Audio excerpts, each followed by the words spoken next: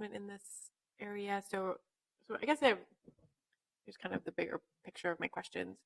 Um, we're in the middle of the comp plan process that will be adopted in 2018, and then um, if we anticipated change in the comp plan, then so you're suggesting the earliest that something like this would be able to go forward would be like past 2018, so like maybe more like 19 or 20. So I just wanted to check like what was the timeline where you thought if we didn't make this change, it would be reasonable to consider this. And then the second question was more about the infrastructure and what's the intention for infrastructure here. I understand that the lack of roads is a challenge, not just for new development, but even for the site as it is today. So those are the two questions. Commissioner Bender, on the first question, if I'm understanding the question right, I think my response would be that as far as the timing is concerned, there's two, I think, potential avenues as it relates to this property owner and applicant. One possible outcome is that the changes and innovations to industrial land use and employment policy that come out of the comp plan might achieve what they want to do here, and they can just do that after the plan is adopted. If it doesn't, then at least we have had the citywide conversation and set the citywide policy so we know what could be amended in the future. But you're right, the timing is such that we'll be submitting the plan to the council, to the Metropolitan Council at the end of 2018. Then they do their review, and then it comes back to the Minneapolis City Council for another approval. So that is into 2019. I'm sorry, remind me what? Oh, infrastructure was the other question. Can you state what the question is again, Commissioner? So my understanding from talking to the council office about this was that one of the challenges of using the site today is the lack of roadway connections through the site and even up into the rest of the land area, the 900 acres. So I was interested in the infrastructure plans, currently, if we expect it to stay industrial or, in this new project. Right. Okay. Thank you, Commissioner Bender. There were a couple of key infrastructure, as far as the street network is concerned, key infrastructure recommendations that have been in many plans. One is the Granary Road connection between 280 and 35W, which is about primarily, as I understand it, about truck movement and connectivity through the area. The other is the so-called missing link of the Grand Rounds and getting a bridge over the rail yard to complete that. And then there are smaller connections that need to be made for internal circulation, regardless of what the land uses are. And there's an ongoing debate about do you cross the transitway with the street or that street, but those issues remain regardless of what the land uses are. And I should say too that part of that, the pieces of that network have been completed in recent years. Malcolm Avenue, north of the transitway. If you're driving or walking or biking to Surly, you've been on the new Malcolm Avenue. I think 25th is another one that's been done recently. So these are all in process. Commissioner Kronzer. Hey, thanks, Paul. Can you outline where the limit of the freight railroad ownership is, just north of the site? Commissioner Kronzer, freight rail ownership, is that the question? I believe it's a combination of BN and Canadian Pacific. Is that, yeah. Do you know the location of the property line? I'm sorry? How far south does that ownership come? Oh,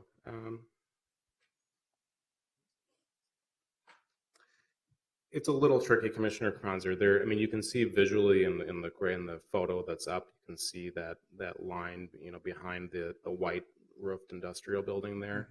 Mm-hmm. That's the boundary of the rail yard, the functioning rail yard. But there are, there's a spur line south of that. There are all sorts of, there's more than one spur line south of that.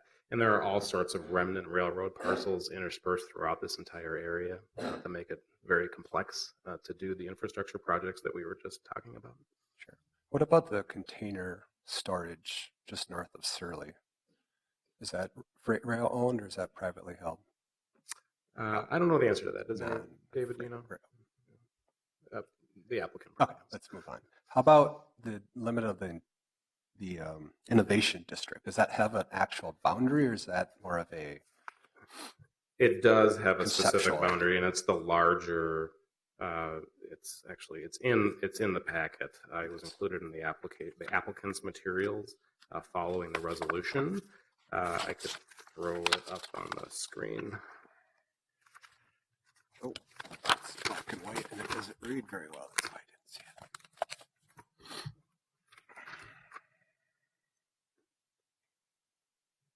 This is the boundary of the Prospect North Innovation District. So it includes a good chunk of the semi-employment district and other land as well. Okay, next question. The economic competitive study that was presented here, you had a slide on that. Mhm. It looked like it had dots on existing buildings. It was quite small. Are there any of those buildings in this, either in this area or within the proposal in front of us? So Commissioner Kranzer, the intent of showing this slide was simply to say that this is important information among other information that staff are using in the development of draft policies for the comprehensive plan, acknowledging that existing industrial policy does need a refresh. I can't tell you by looking at it at this level whether any of those dots are in this immediate vicinity or not. I mean, what's clear is that the property that we're talking about, with the exception of the Harris Machinery building, doesn't have buildings on it. Yeah, speaking of existing buildings, my understanding is there's an existing building that's proposed to be reused in this area that is independent of this action tonight or this recommendation tonight. Is that true? Commissioner Kranzer, I'm assuming that you're referring to the Harris Machinery building, and in the applicant's materials, there's a statement that the intent of the applicant is to renovate that building and into a food hall, which would be allowed under the current policy. Okay, thank you. Regulation. Commissioner Slack and then Commissioner Lukey-Pierre. I just had a follow-up question to Mr. Frank, and I think this is coming from the first question asked by Commissioner Rockwell. But do we do active marketing for our industrial lands? I sort of heard that it's sort of when somebody inquires, we respond and work with them. But are we actively out there marketing? And would that be something that we'd want to consider as part of this comprehensive plan update, a policy around active marketing? Because I think one of the things that really stood out at the Cal meeting when we heard a presentation on this was how long the landowner has been sitting on this land, how nothing has happened, how there seems to be no activity being generated whatsoever. And so I don't know if that question is close enough to the response you gave to him, but I'm wondering if you could answer that. Of course, Commissioner. Let's see. So whether it belongs in the comp plan or not, I will leave to others with more thought, who are able to give better thought than I am to that.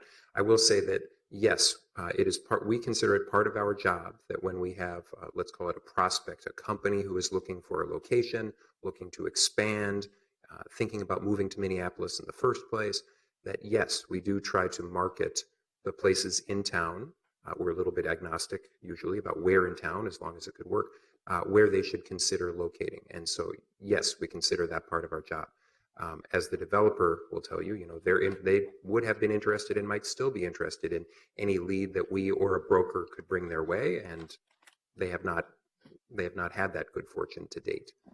So yes, we consider it part of our job, whether it belongs in the comp plan or not.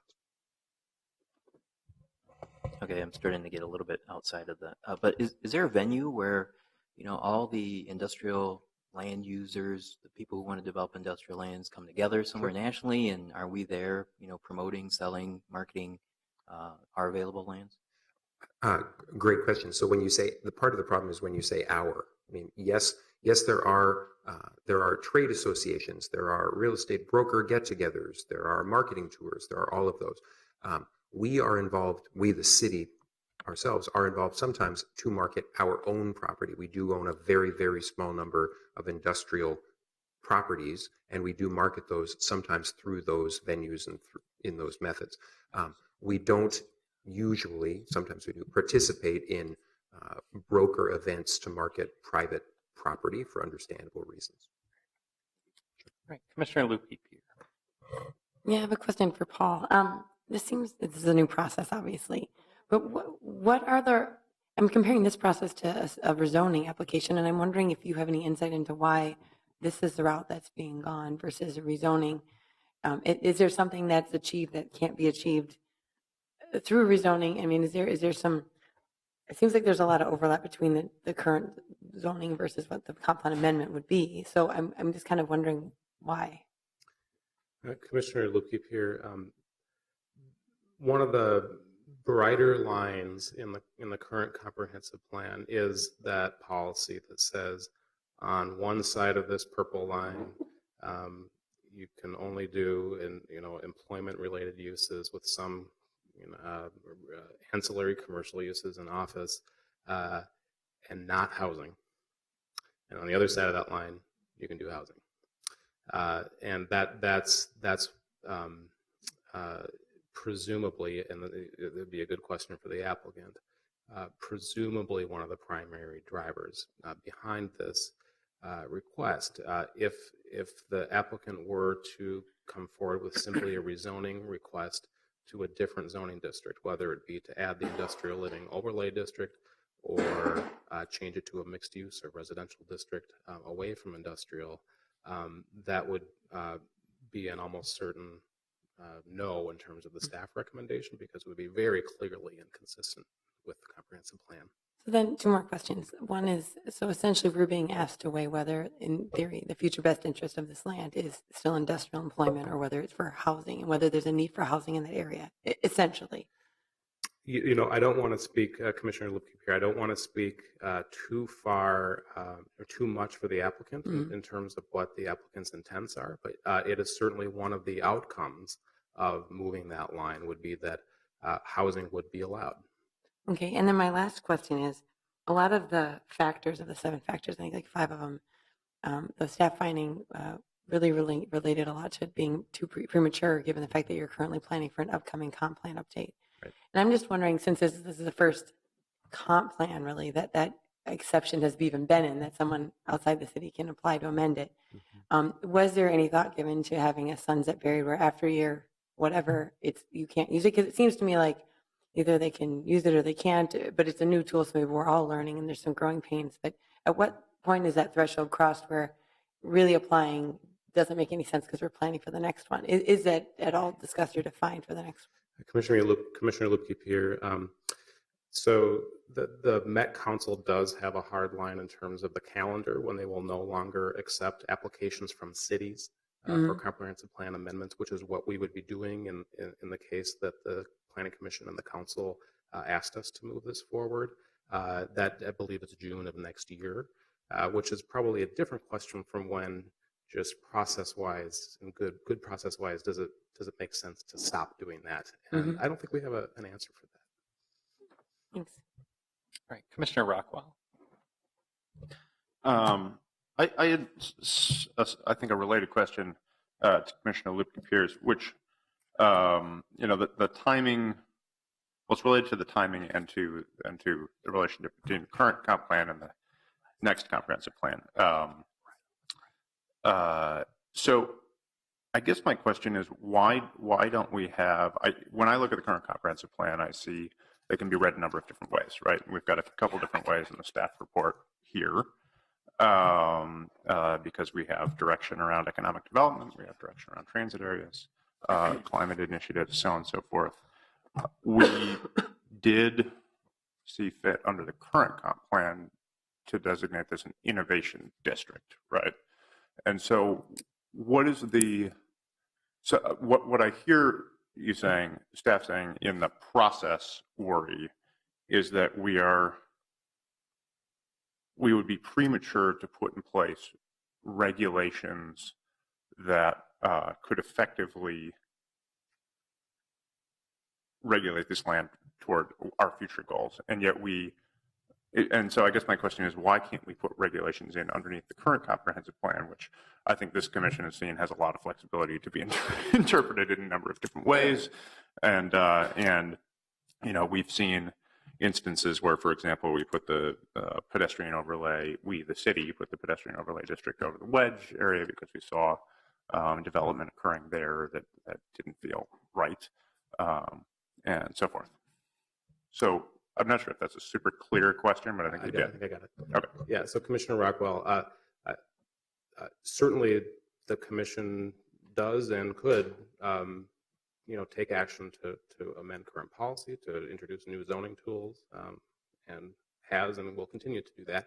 The request before you right now is simply about these properties and moving the line and the underlying land use guidance, and wouldn't change any of that. It would, the existing policies and zoning map and text would continue to apply. All right, and Commissioner Magrino, and then we should probably open the public hearing on this before we get too much farther along. Yeah, I have I think a pretty basic one. I did miss committee the whole couple weeks ago, so this is a very interesting conversation, and I'm enjoying having it. I think I saw on the zoning and planning agenda a couple months ago a small area plan. I think it was for Logan Park that we didn't exactly adopt. We sort of just received it and I think filed it. So I'm not exactly sure what the terminology is. So have we already got to the point where we're not adopting small area plans that the city initiated? And if so, I guess could you talk a little bit about that? It seems like we maybe already did sort of cut off. Yes, Commissioner Magrino, we are at that point, and that was the rationale behind that recommendation related to the Logan Park plan, was that the focus now is on the comprehensive plan. And there just was the one neighborhood small area plan? Right. Okay. Yeah. All right, and we'll have an opportunity to ask more questions in a minute, but at this time I'll open the public hearing on this item, and I'd like to ask the applicant to speak first. And just so I have a sense, how many of you are here to speak on this item, or how many of you would like to speak? So several people. So we'll have the applicant speak first. Paul?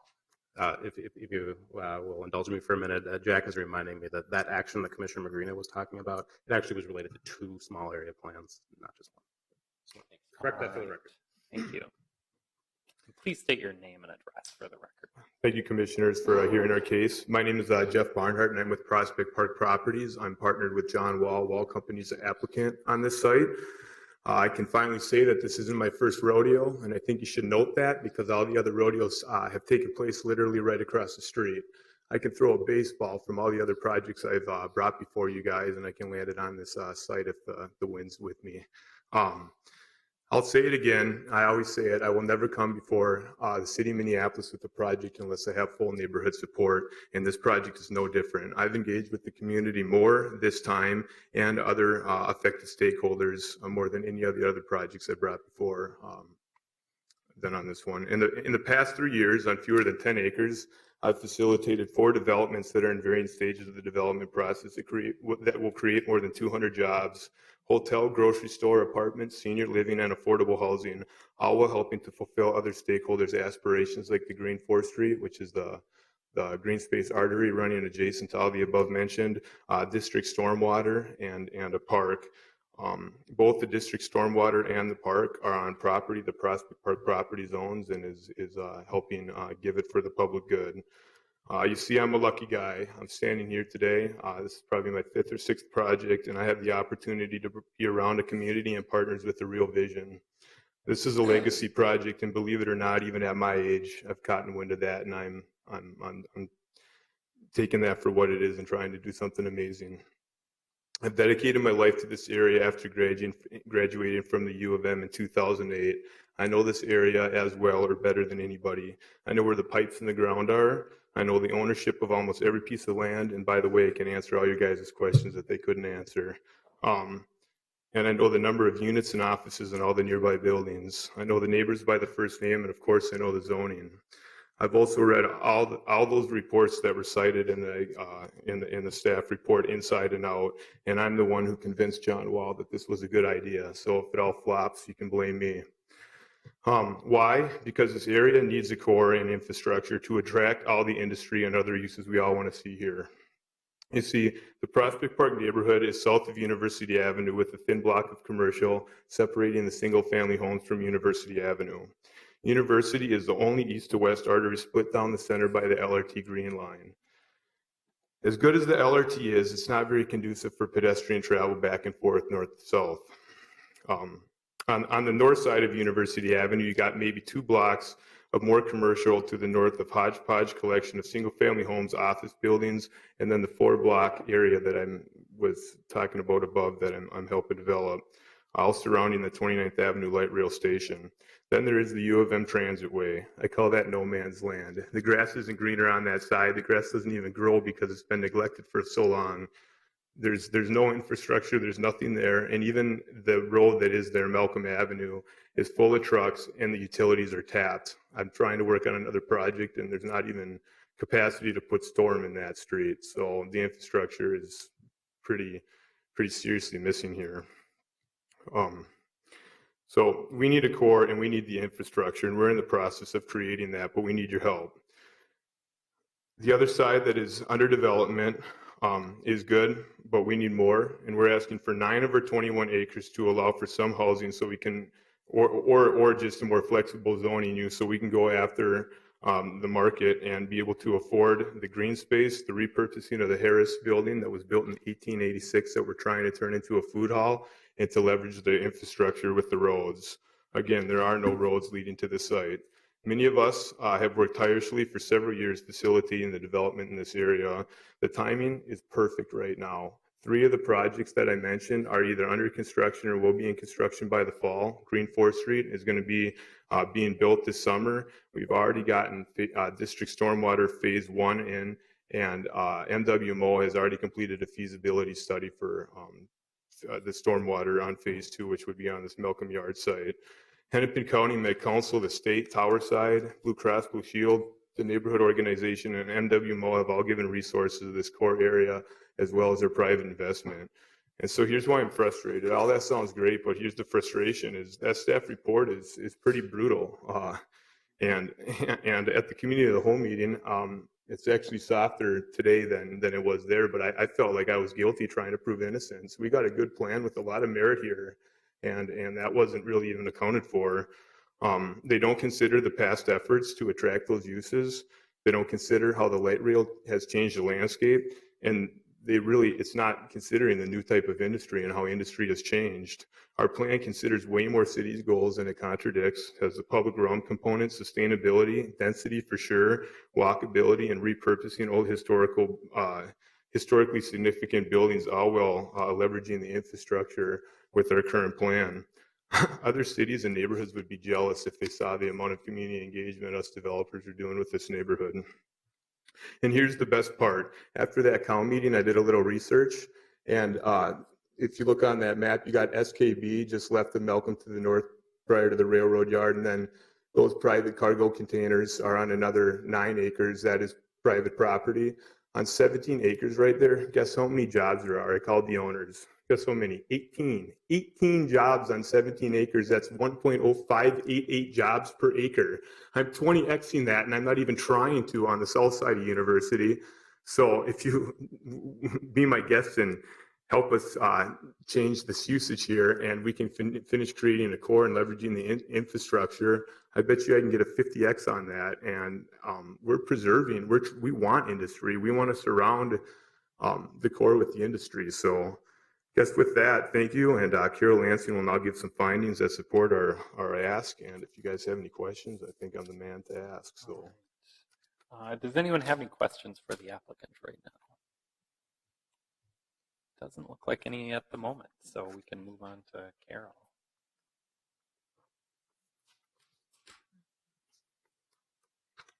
Good evening, Commissioners.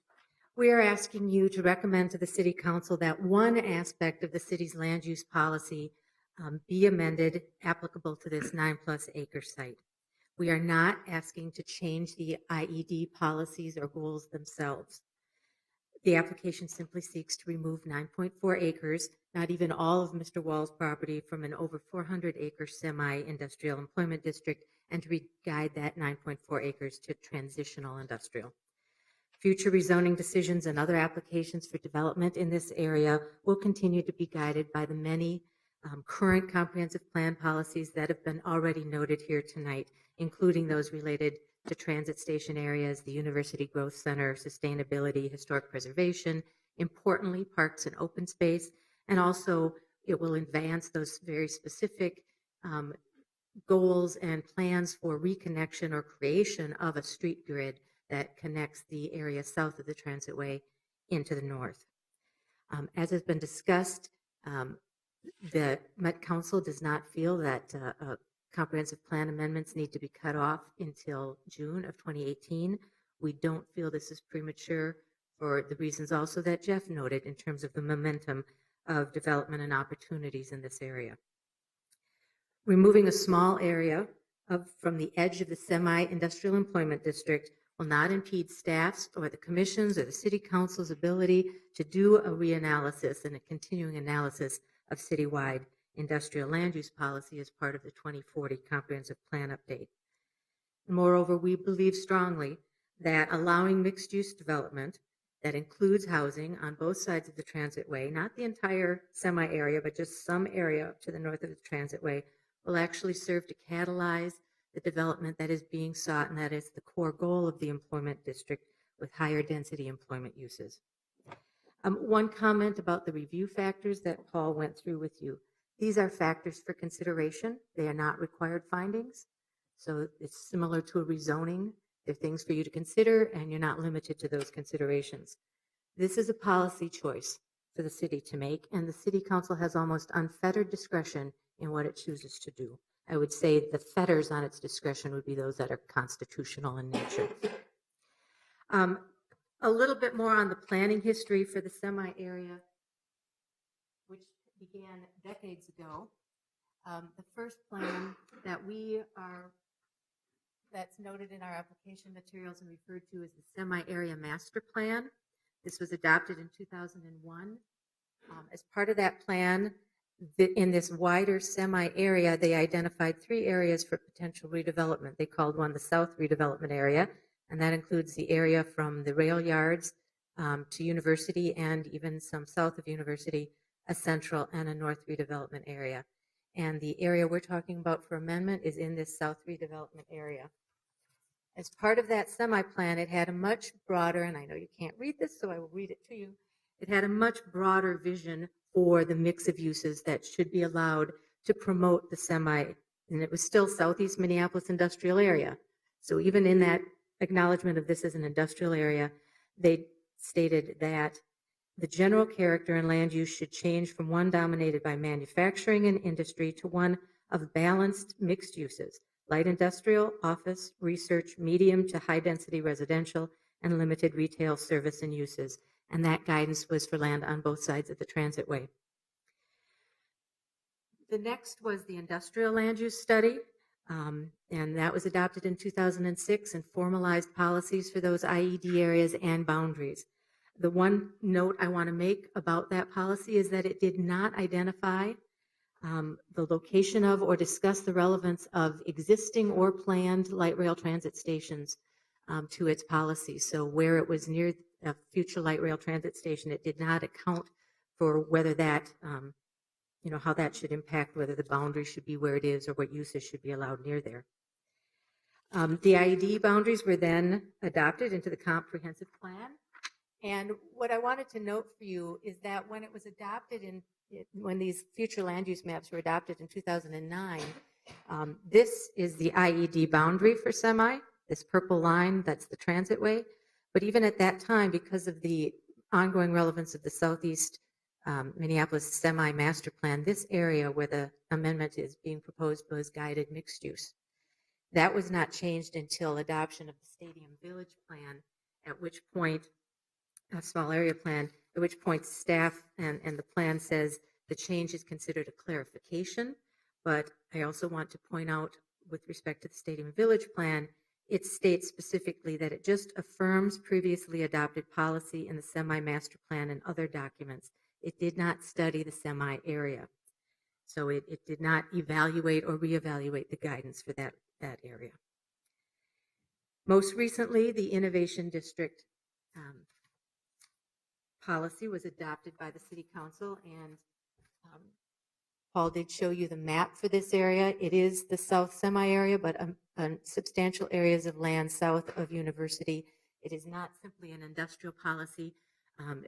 You should not be confused with the name Innovation District with the word Minnesota Innovation Park or Minneapolis Innovation Park that had been used in the past to promote the idea of a research and development area in semi.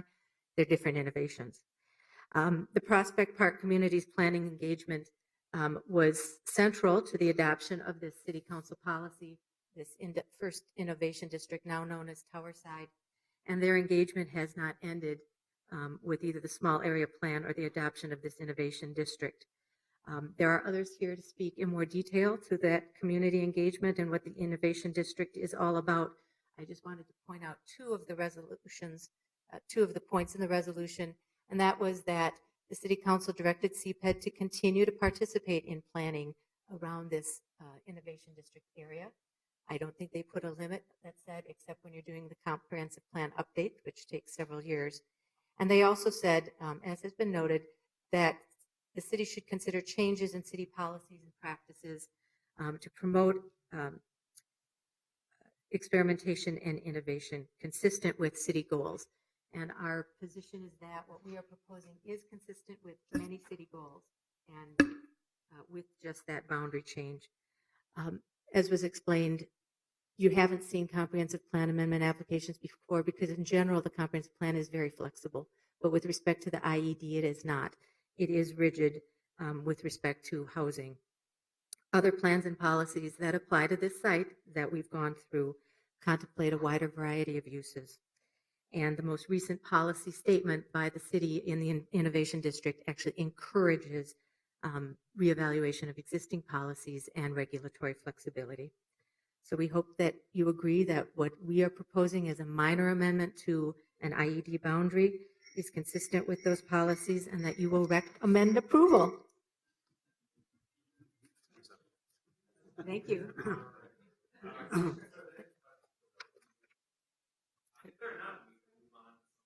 Speakers, and you can, please come forward and state your name and address for the record. Thank you, President Brown, members of the commission. My name is John Wall. I'm the property owner for most of this property.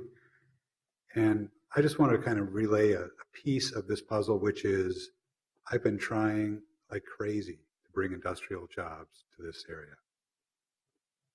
In 1998, I hired a gentleman named Jim Hall, who has since passed away, but really brought this idea to me and to our company. We started buying up property in this area, in large part because he was familiar with a movement between the university and the city of Minneapolis